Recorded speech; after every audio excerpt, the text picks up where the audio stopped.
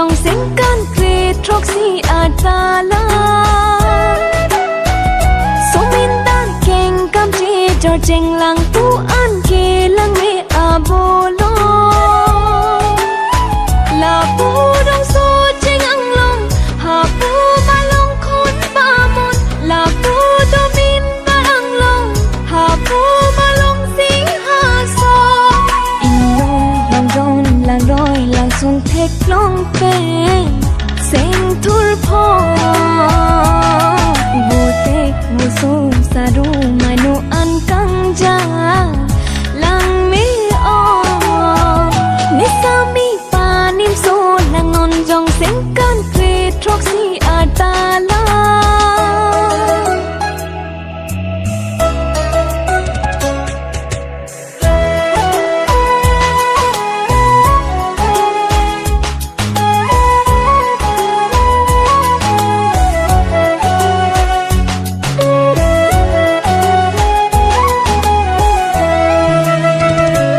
pi karvi ang long tuan ke do abolong li seng sang ke lang me do thoi pi pen ing long ho tuan bai ke lang me tang ni seng ko jet on ni sa mi me tang rong seng ka rong si thur phong tuan ke lang me abolong la ne pi so khang un e ne sing ka ro pi pi do te ho so pa te la ni alo kang jar kang hu kang ba ki sop a ti lu lang me o ni sa mi pa nim so lang non jong sing kan kre trok si atala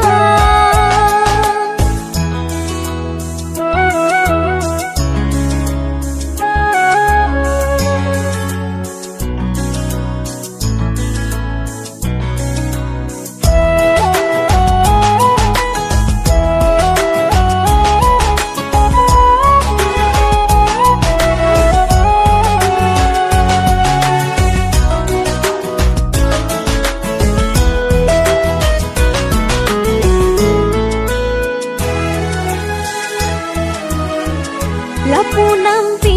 ang bong mir he rai si lok bong ha pu teng me tang song mai no a jor kar do ha la pu lang sun le la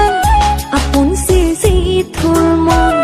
o ni ne ja ple phang ne chu sang phong thur phong sang lo jet ni sing me ka dong ji pu thek the sing ka rong tuan ke lang me ano long ne pi long ri kar mi ang long in long long don lang roi lang sun thek long te sing thur pho bo tek mo so sa ru mai no an kang ja lang me o ni sa mi pa nim so lang non jong sing kan re trok si atala jor jeng lang tu an ke lang me abolo la pu dong so jeng ang long ha pu ma long khon ba mon la pu do min ba lang long ha pu ma long sing ha so in long don lang roi lang sun thek long te sing thur pho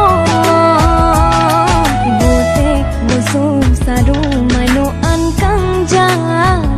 lang me o ni sa mi pa nim so lang non jong sing kan kre thok si atan